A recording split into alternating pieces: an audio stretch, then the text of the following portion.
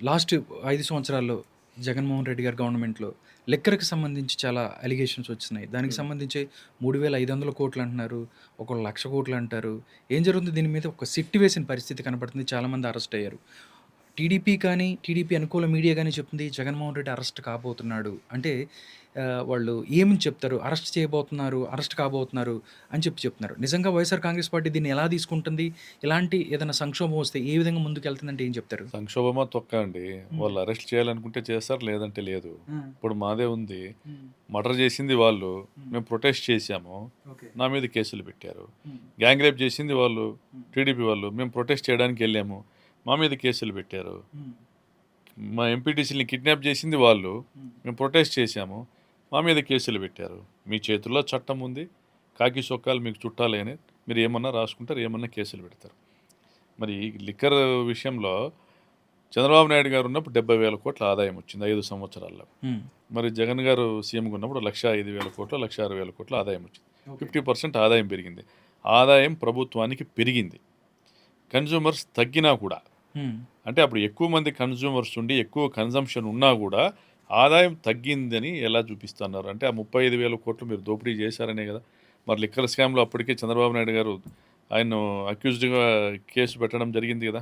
హ్మ్. అండ్ అప్పటికే liquor scam జరిగింది. దాంట్లో ఆయన అక్యూజ్డ్గా ఉన్నారు. ఆయన ప్రభుత్వంలో 14, 19 దాంట్లోనే. ఓకే. యెస్. లిక్కర్ స్కామ్ అనేది జరిగింటే ఏదైనా అది టీడీపీ ప్రభుత్వంలో జరిగింది.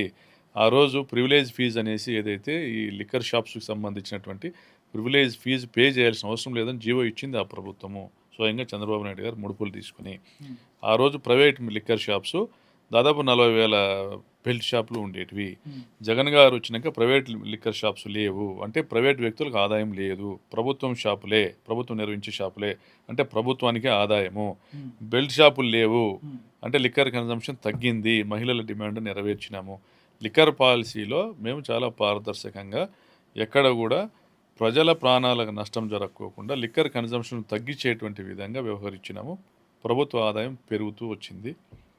హ్మ్. ఎక్కడ కూడా ఓకే. లోపాయికారి విధానాలు లేకుండా ట్రాన్స్పరెంట్‌గా హ్మ్. గవర్నమెంట్ షాపులే, గవర్నమెంట్ ఉద్యోగస్తులే లిక్కర్ అమ్మినారు, డబ్బులు ఇచ్చినారు. ప్రభుత్వానికి రాయల్టీ వచ్చింది. ఓకే. ఎక్కడుంది మేము చేసిన స్కాము? హ్మ్. అంటే వాళ్ళు డిజిటల్ పేలు ఎందుకు పెట్టలేదు అనేది ఒక క్వెషన్ ఆళ్ళకి ఎందుకనేది కూడా అంటే ఇదొక స్ట్రాటజీనా? లేకపోతే ఏంటి అనేది కూడా ఇప్పుడు వాళ్ళు మా రకరకాలుగా మా ఊ భాష్యాలు మా చెప్తున్నారు. ఊర్లో హ్మ్. మా పక్కన సనపులో ఆ! బ్రాందీ షాప్ ఉంది. హ్మ్. ఎంతమంది పోయి కార్డు గోకి తీసుకుంటారు? ఆ! డెఫినైట్‌లీ డబ్బులే ఇస్తారక్కడ. మీరు పల్లెల్లో. హ్మ్. తాగే టైంకొచ్చినప్పుడు సాయంత్రం పూట హ్మ్. మీరు ఇది గోకడమో, కార్డ్ గీకడమో దాన్నేమంటారు అయినా స్వైపింగ్. స్వైపింగ్. స్వైపింగు, హ్మ్. స్వైపింగ్ చేయడమో, యూపీఐ పే చేయడమో, లేదంటే నెట్ బ్యాంకింగ్ ద్వారా ట్రాన్స్‌ఫర్ చేయడమో ఇవన్నీ అది అయ్యేటివి వాళ్ళకి కాదు. తెలీదు. హ్మ్. క్యాష్ ట్రాన్సాక్షన్ అటువంటి విధానంలో తప్పదు. ఓకే. అదే చేశారు. ఓకే. షాప్స్ అనుకోండి, హ్మ్. షాప్స్ అనుకోండి ఒక్కొక్క ప్రైవేట్ వెండర్. ఓకే. ఇక్కడ ప్రభుత్వ ఉద్యోగులు కలెక్ట్ చేసేది. ఓకే. నీకు బాటిల్‌కింత లెక్క రావాలా? హ్మ్. నీకు ఇక్కడ ప్రభుత్వ ఉద్యోగులు కలెక్ట్ చేస్తారు. దానికి ఏ రోజుకి ఆ రోజు జమ చేస్తారు. హ్మ్. సంబంధించిన ఎక్సైజ్ ఇన్స్‌పెక్టర్‌లో ఇంకోరు దాని లెక్కలు రాత్రికంతా చేరుస్తారు. ఓకే. నెక్స్ట్ డేకి షీట్ ఇచ్చేస్తారు. ఇన్ని కేసులు ఇవి పోయాయి, ఇన్ని కేసులు ఇవి పోయాయి, ఇంత డబ్బులొచ్చింది ప్రభుత్వానికి వెళ్ళిపోతది. ఓకే. ఏ రోజుకి ఆ రోజు ట్రాన్స్‌పరెంట్‌గా గవర్నమెంట్ ఫినాన్స్ డిపార్ట్‌మెంట్‌కి దాని నుంచి ఎక్సైజ్ డిపార్ట్‌మెంట్ నుంచి ఇంత సేల్స్ జరిగింది, ఇంత ఆదాయం వచ్చింది వెళ్ళిపోతుంది. ఓకే. సో, అంతా ఆన్‌లైన్ వ్యవస్థ. ఇప్పుడు ప్రైవేట్ షాప్స్ అనుకోండి, నువ్వు క్యాష్ అయినా తీసుకుంటావు, వాడి దగ్గర కార్డ్ ఉంటే ఏదైనా తీసుకుంటావు, ఎక్కువ తక్కువ నువ్వే పడతావు. ఓకే. నువ్వే ఓనర్ కాబట్టి. అది గవర్నమెంట్‌కి లెక్క చెప్పాలనుకున్నప్పుడు కేవలం number of bottles, rate per bottle ఇదే డబ్బు పోవాలా. నీకు దాంట్లో మా దగ్గర ఎంతొచ్చిందో వీళ్ళే జవాబుదారీ. ఆడ హ్మ్. పనిచేసే ప్రభుత్వం నియమించిన సూపర్వైజర్ వీళ్ళే జవాబుదారీ. వాళ్ళు సంతకం పెట్టి ఇవ్వడం, ఆడ నుంచి వెళ్ళిపోవడం ఆ సిస్టమ్‌లో జరిగింది. ఓకే. నువ్వు క్యాష్ ట్రాన్సాక్షన్ చేశారు కాబట్టే తప్పు స్కామ్ జరిగిందంటారు. జరిగింది హ్మ్. అని మీరు మాట్లాడడానికి దాన్ని ఉపయోగించుకుంటున్నారు. ఓకే. అదే టోటల్ ఆన్‌లైన్ ట్రాన్సాక్షన్ జరిగింటే మీరు మాట్లాడేది ఏం లేదు. హ్మ్. మొత్తం ఆన్‌లైన్ జరిగింటే మీరు మాట్లాడడానికి ఏమీ లేదు.